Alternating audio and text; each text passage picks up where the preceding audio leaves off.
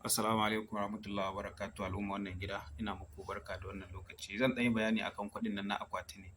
wato kuɗin kiranye kuɗin da ake ce ma kuɗin kiranye wanda za ku ga wasu malamai suna zuwa suna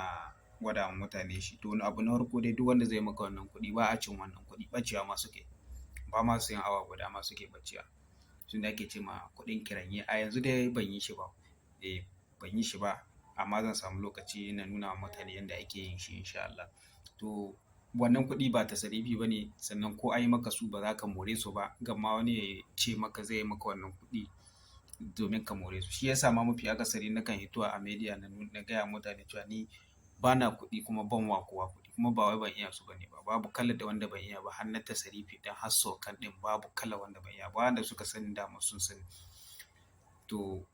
komi yana da lokaci ne akwai lokacin da zaka ga kana yin abu kuma akwai lokacin da zaka ga ba kai shi kama wuce wannan tsari masha Allah.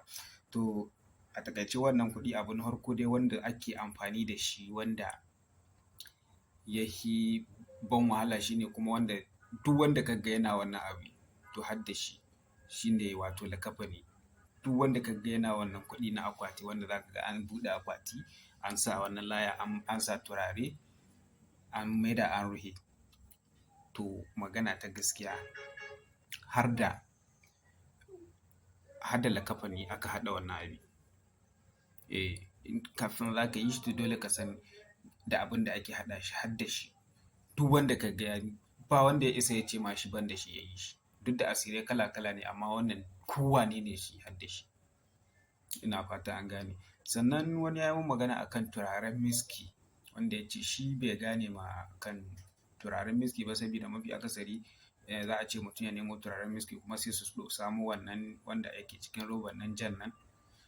to gaskiya mafi akasari wannan turaren miski ne shi ma inda turaren miski hurdu ba to amma ba shine turaren da ake aiki da shi